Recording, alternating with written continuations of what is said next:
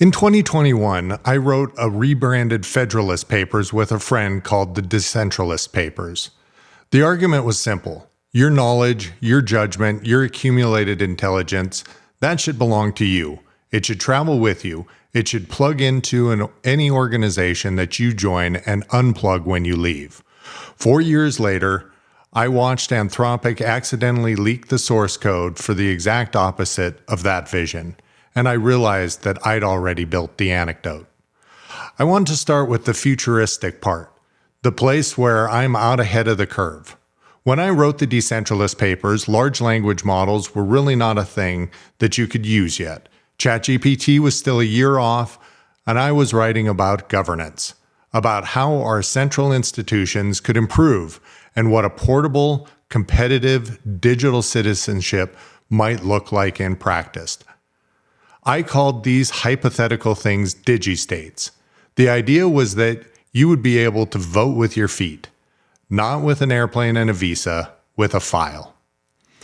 I tried to write a constitution, a set of articles of confederation for the digistate, complete with the science and technology left out of the Enlightenment drafts for our Westphalian states.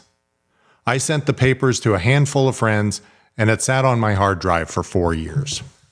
And then last spring, I started building a personal AI system, my digital brain, an operating system for my own thinking. I wired up agents that read my notes, scored my drafts, hacked my tasks, learned how I write.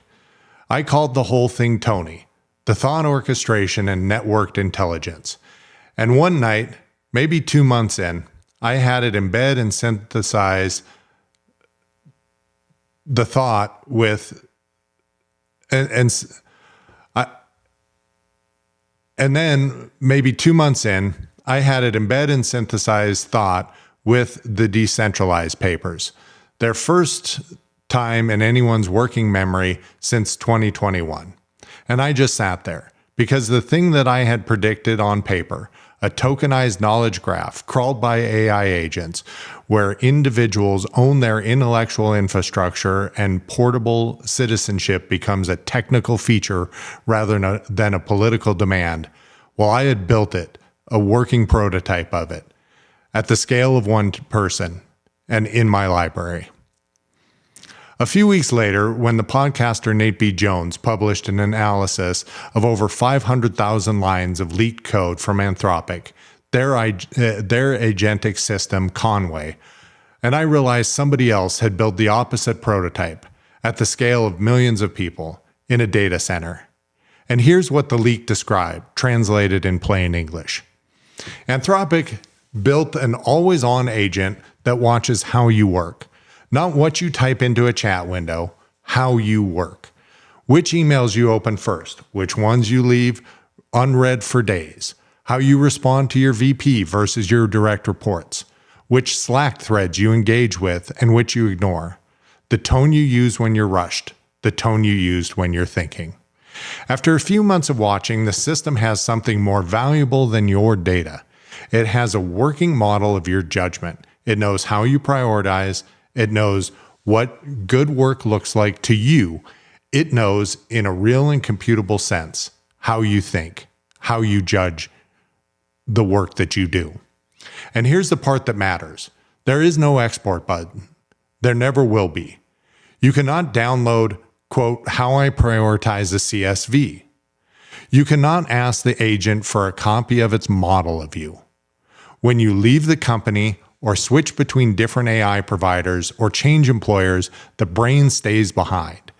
You start from zero. The new system has to learn you all over again, if it ever does. Nate calls this intelligence lock-in, but I think that undersells it. The phrase he used was that behavioral context creates a switching cost deeper than anything Microsoft or Salesforce ever built. And that's exactly right. And it understates it. Microsoft locked you in with file formats. Salesforce locked you in with workflows. Conway locks you in with a model of your own cognition.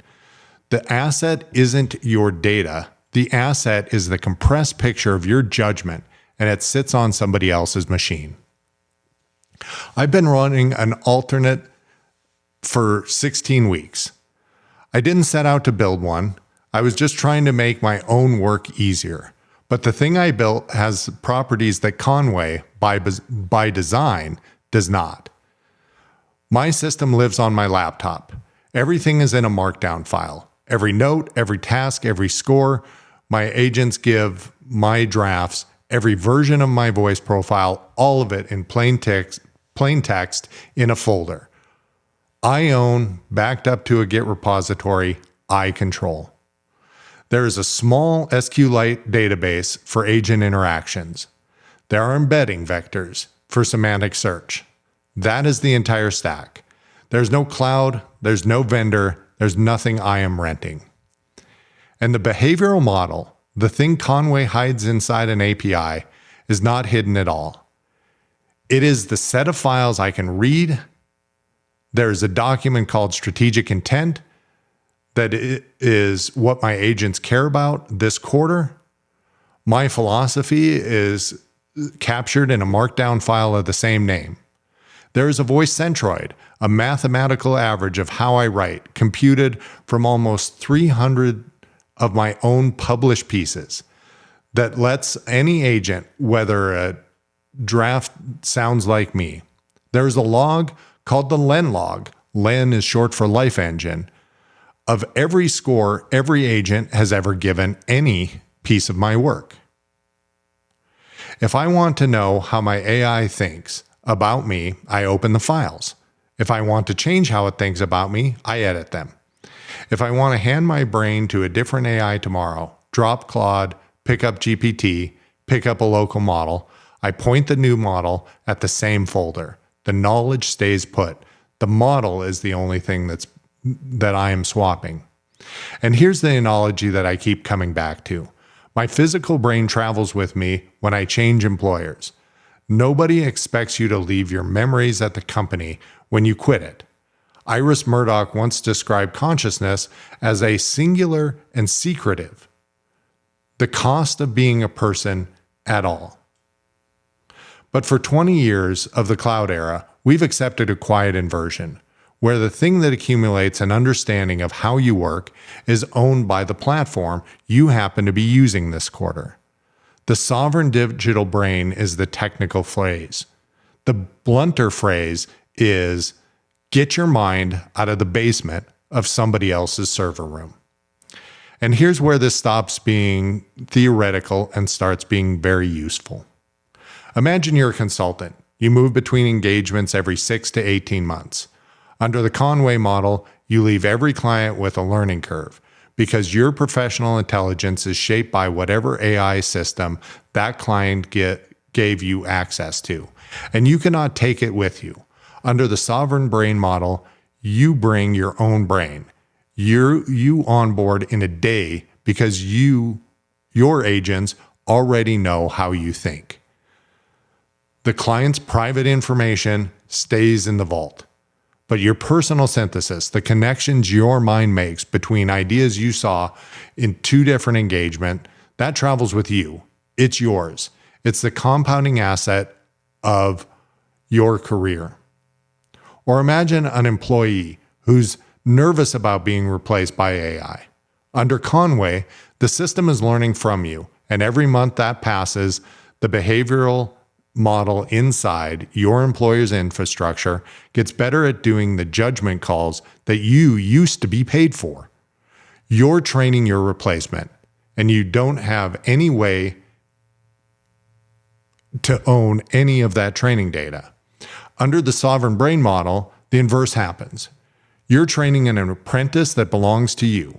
If the employer automates your role tomorrow, you walk out with 20 years of accumulated judgment, ready to plug into the next place. And the enterprise that wants to be the most competitive for developers and knowledge workers will embrace the sovereign digital brain. OpenAI was able to clearly see the digital brain of Peter Steinberg, the developer of OpenClaw. But they weren't the only ones. Arguably more important to Peter's success was the developer community that used their brains to contribute to OpenClaw. Or imagine and this version is one I care about very personally. You're a writer or a researcher or a builder, and you've spent your career making connections between ideas that nobody else has made. Under Conway, those connections are inferences inside a vendor's model. Under the sovereign digital brain, they are files, queryable, exportable, citable.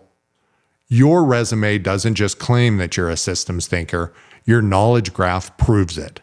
The hiring manager doesn't have to trust your claims. They can query your brain. And that's the phrase I keep using with myself, a resume that thinks. I want to be honest what I haven't yet solved. The sovereign brain is a working prototype, not a product. I run mine, a few others have started to run theirs. But there are 4 things that the world doesn't have yet, and without them, this stays a hobbyist architecture instead of a civilizational one. The first is a portability standard. Right now, if I want to move my behavioral context from my system to yours, we have to agree on a file format. I'm using Markdown and SQLite embeddings because they're open, but there's no spec. There's no behavioral context portability standard, the way there's an HTTP spec or an email spec. Somebody needs to write one. The second is a federation protocol. When I join a company, I want my personal vault and the company's shared vault to talk to one another with a clear permission boundary and with contribution tracking so we both know what I added to our shared space. There's a protocol called MCP, the Model Context Protocol, that's a start, but it's a tool connection protocol, not a knowledge federation protocol. The third is contract language.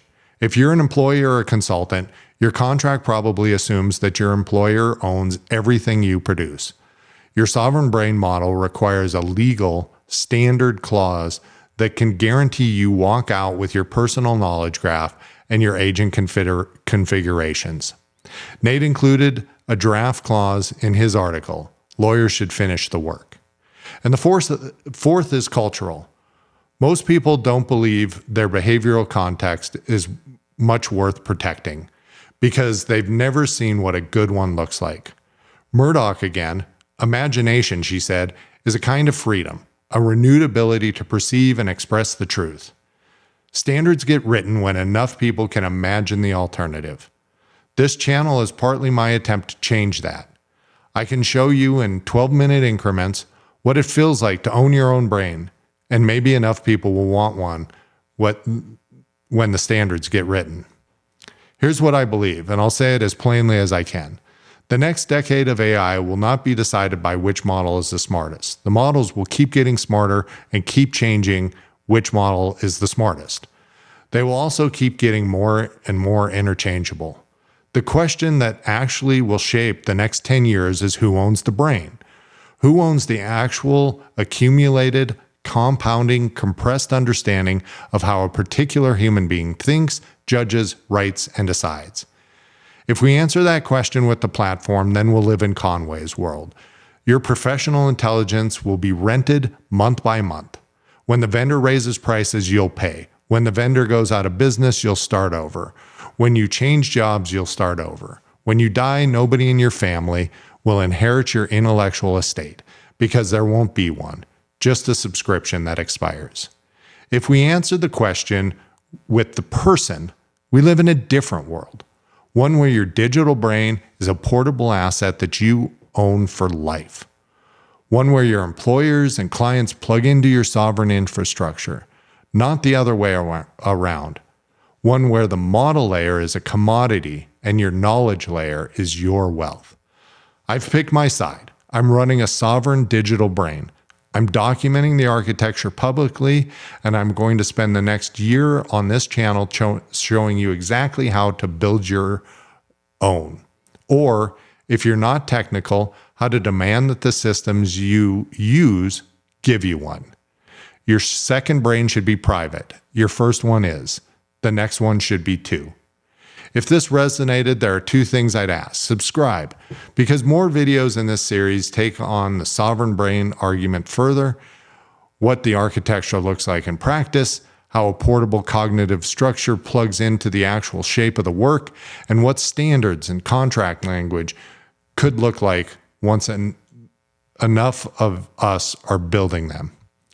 And read the companion essays on Substack. It's called Ordinary Illuminated. The longer versions of this argument with the references and open questions I couldn't get into in 12 minutes. That all lives there. See the link below. Thank you for spending this time with me. I'll see you in the next one.